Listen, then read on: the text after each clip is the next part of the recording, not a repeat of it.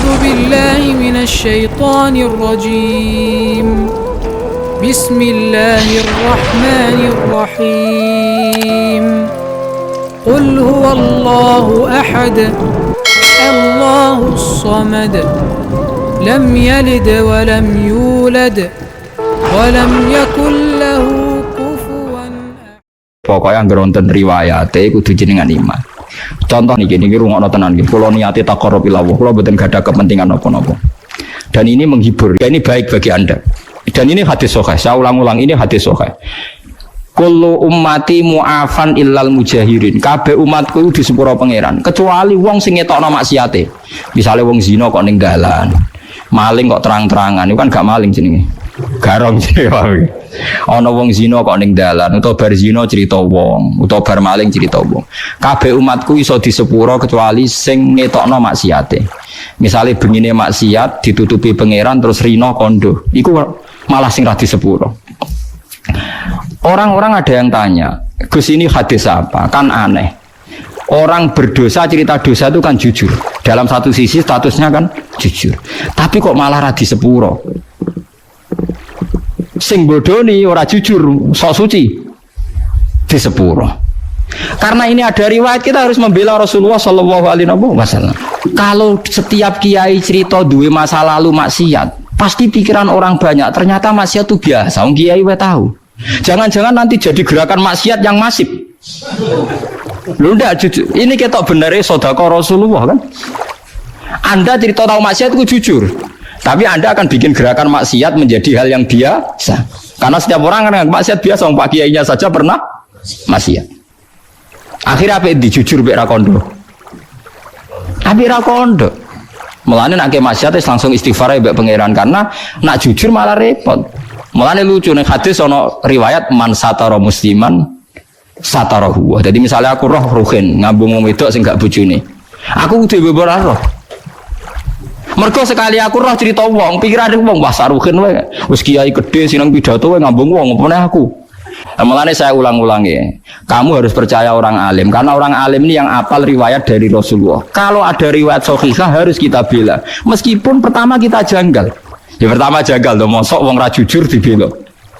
Tapi piye wae Rasulullah a'lamu minna. Rasulullah lebih tahu ketimbang kita. Paham ya, Rasulullah lebih tahu ketimbang apa? Alhamdulillah dalam hadis ketiga tak pikir seneng kabeh ora kodo-kodo, paham ya. Dadi niku cocok kok ae wis. Wah niku cocok kok ora usah dipikir napa? Cocok. Tapi memang ya kadang syariat itu ada. Dan Nabi dibantah wong ya bolak-balik. Ya Rasulullah kok kon golek seksi papat tak sedeng bar. Paham ya lengen-lengen. Dados awake ditenani setunggal ya. Pokoknya sarannya hadis itu sahih. Itu harus kita terima senajan to wa fil qalbi min husain. Meskipun kita agak gimana itu harus dilawan oleh hujjah. Paham oleh napa? Hujjah. Mergo Nabi wong pinter tenan, selain Nabi ya jeneng wong pinter tenan. Kula mboten nate ngerti Nabi dibantah sahabat kalah. Senajan to bantai sahabat nganggo akal. Ini kan kualitas akal sama wahyu itu beda. Kalau akal itu kualitasnya itu kadang tidak jangka panjang. Ya kayak tadi. Misalnya lelaki tadi benar cerita bojone selingkuh. Lelaki ini benar. Saya ulang lagi. Lelaki ini benar cerita bojone selingkuh. Andai kan Anda terus bilang harus diterima, dia kan benar. Paling akal hanya secerdas ini, dia benar, ini benar. Tapi akal tidak bisa membayangkan bagaimana berjuta-juta lelaki yang memanfaatkan hukum ini kemudian tiap benci istrinya menuduh zina. Paham ya? Paham ya maksudnya? Itu bedanya wahyu. Wahyu punya kualitas yang lebih panjang. Makanya ditolak saja, paham ya, kesaksian satu orang ini. Karena kalau diterima, mungkin untuk orang ini benar dalam, tapi orang ini saja kan. Bagaimana berjuta-juta orang yang berpotensi memanfaatkan hukum ini ketika benci istrinya. Paham sih kalau maksudnya? Nah yang pentingnya ngaji. Mulane bener Mu'adz bin Jabal ta'ala nu'min bina saatan. Kita kepengin iman bener iku anut ulama. Ulama macane sing akeh. Sampeyan gak kudu anut kula. Saya akan sering baca hadis tak ulang-ulang. Jen Nabi itu selain wahyu ya cerdas. Dan kecerdasan Nabi itu abadi ila yaumil kiamah. Ngene kula ora iso bayangno. Kalau setiap orang yang maksiat itu jujur dengan dalih jujur. Selama ini orang-orang abid ahli ibadah itu kejujuran. Mergo ora ana ilmune kadang-kadang. Kula nuriyen nate napa mawon molimo nate ngene-ngene, kadang keliru. Itu bahaya sekali karena kalau itu nanti dengar anaknya cucunya, setiap kali anaknya cucunya nyuwun sewu mau zina atau alah dhisik mbah yo ngene, aku diceritani dhewe kok. Ndak ini fair saja paham nggih kula. Padahal dalilnya baik cerita mau jujur, paham nggih? Tapi apa arti jujur kalau nyulayani aturannya Rasulullah Sallallahu Alaihi Wasallam? Kita kudu lebih percaya Nabi karena Nabi a'rafu minna wa a'lamu minna. Bukan berarti kita ngajari kowe bodoni ora usah bodoni, ora usah cerita, tapi sementing ora usah sok suci. Aja tau maksiat, aja wong seneng wong dididang-diding iku dadi wong apik. Biasa ae falatu zakun apa? Alzaku, ora usah sok suci. Misalnya gue tahu maksiat jadi kiai kok gagal umat bubar aku iku sapa lah aku yo gendho bloko ketutupan ngono ae wis aja malah ngamuk kuandani wong ra bener lah sing ra bener ku sapa utawa malah nak pas umat bubar alhamdulillah aja saiki wong eleke wis ra dadi kiai pas iki menika kan apa to paham ya jadi kita kudu percaya riwayat kullu ummati mu'afan illal mujahirin artinya hadis ini jangan benturkan mosok ngaku zina, ngaku molimo kok malah elek. Ya itu ke depan ndak baik kan. Misalnya anak am soben ya duwe puber, putum ya duwe puber. Gara-gara baik jujur cerita misalnya, aku ya tahu zina, cung ya tahu nyolong. Suatu saat gejolak ini hidup, dali apa coba? Kira-kira dali anak putum, mbahku yo tahu. Awas nak nyalahno aku, dekne yo tahu wae. Lah yo repot. Dadi lho nggih kan? Bahaya sekali. Amalane inna nabi tiap pidato sahabat tiap pidato fa inna astaqal hadis kita tuwa wa khairul hadi Muhammad atau wa khairul huda Muhammad sebaik-baiknya petunjuk adalah petunjuknya Rasulullah sallallahu alaihi wasallam. Meskipun kadang kita menggugat itu tadi kok ndak jujur. Ya jujur aja jujur pokoke aturan nabi nak dosa ora usah dikandak-kandak nomor kok dadi sare. Wong kula kiai sering tok laporan ngoten nggih sering. Kowe kula kandhani. Anggem mawon jenengan wau dereng cerita kula nggih kula ya rapati krungu ae meneh. Tapi saya wanti-wanti, Anda akan tidak diampuni kalau cerita itu pada anak-anak terutama. Mergo nasi Nabi jenengan kullu ummati mu'afan di sepuro illal mujahirin. Umatku kabeh di sepuro kecuali sing ngetokno mujahirin sing kata jahroh. Lah sakniki sing pun kadung cerita nggih dilereni utawa dibatalno. Kok bener, tapi kok kadung ngandel, potongane ngandel ngoten. Mulane Sayyidina Ali nate, Sayyidina Ali ya lucu. Wong alim mesti ono lucu deh. Dadi Sayyidina Ali ku ono wong ngaku bar ngambung rondo apa ngaku. Walhasil Sayyidina Ali apa dijilid. Ya Ali, kamu berngambung ngeten-ngeten, tapi kula bariku getut deh, kepengen suci. Jadi Ali ya tenang ya tak jilid. Mungkin bermaksiat dijilid itu dicambuk kayak polisi Aceh kan terus apa? Senengane nyambui tiang terus ning tengah Aceh nang. Barang dicambuk barang roh pecut mikir. Wis selesai ni wong akeh. Ya Amirul Mukminin. Mboten kula wau guyon dicolok Mbak Ali. Mbak Ali dicolok. Sayyidina Ali disalahkan sama penasihat-penasihat. Ya Amirul Mukminin kenapa engkau lepas? Nah aku mau pas nyekel apa nyambuk jare dekne. Artinya saya tadi mau mencambuk dia berdasar omongane dekne. Lah saiki dekne mencabut omongane ya tak colok kan. Jare penasihat, wong kok pintere ngono. Artinya ketika dia mau mencambuk kan berdasar informasi dia kan. Tapi ketika dekne mencabut penasihatnya seneng tetap dicambuk merosok gregetan tapi cara Ali ya ora iso ngaku apa nyambuk berdasar omongane dekne saiki tak culno ya berdasar omongan dekne namanya satu-satu lah anak nasihat ora cara kula terus mawon lah berarti hasud kan seneng makan korban kan lah iya artinya ngene nek kowe fair misalnya Ruhin ngaku Gus kula riyen mati Gus ngambung rondo berarti aku kan terbesit ngandel. Suatu saat Ruhin muni ora Gus dhisik bodoni. Lah kadang setan iku wis seneng percaya wae sing kedua goro. Lha kan lucu kan ketika pertama Ruhin ngomong kowe ngandel kan mergo omongane Ruhin. Harusnya saat dia mencabut kowe kudu ngandel kalau fair kan. Tapi setan kan ora senengane kon milih sito. Lah sito iku mesti sing suudzon awak paham nggih. Lah iku setan kan ngono paham ya. Dadi nek Ruhin cerita Gus kula nate ngambung tiang. Misalnya A ngandel, suatu saat Ruhin, aku kiai. Ya aku terus ra ngandel. Mergo akhadtu biqauli wa taraktu biqauli. Masyhur dawuh sini. Akhadtu biqauli wa taraktu biqauli. Ketika dekne ngomong aku ngandel, saiki ketika dekne menolak, nggih kula napa? Ngandel. Paham ya terus niku eling-eling ya. Pokoke nek ana riwayat sahihah saking Rasulullah sallallahu alaihi wasallam, kowe kudu ngandel senajan to wa fil qalbi minha syai'un. Minha syai'un kayak tadi, mujahirin kan kesane tidak jujur. Jadi misalnya kita tahu mergawe, saurip-uripe bodoni maklaran, suatu saat kita jadi wong soleh, kira usah cerita ning anak, cung aja koyo aku ora usah biasa. Cung dadi wong sing apik, sing kok bapak ya wis lah bapak piye ora piye-piye sawangane kok. Sawangane kok apik kowe wong kowe di masa depan. Ora sing soleh sing netral-netral ae. Paham ya, ora usah berlebihan diceritani detail ngene. Anakmu sampean tetep puber eling ya. Anakmu tetep sampean puber. Suatu saat ya di kesempatan zina, kesempatan maling macam-macam. Dan itu kalau dengar dari orang tuanya, dari mbahnya itu tetep jadi lisensi, jadi SIM. Tinggu alasan niru, paham ya? Apa meneh iso ngertak. Awas nak bapak ngamuk. Aku yo ora kertune bapak. Wah, malah repot meneh. Mulane mulai ngaji niki nggih kudu tunduk mbek riwayat, nggih kudu tunduk mbek napa? Riwayat. Mulane kula seneng ngapalaken hadis termasuk kula kepen bantu jenengan ben cara berpikir anut Rasulullah sallallahu alaihi wasallam. Barokah kita roh. Wong kula nate kemalingan, nggih kemalingan tenan. Nggih kula nate kemalingan. Nggih wae kelangan. Jare bojo kula. Gus alime jenengan kok kelangan. Mosok jenengan ora iso mukasafah ta apa ben kecekel. Hae lucu ta. Oh, kowe ora rasane dadi wong alim. Dadi wong alim piye Gus?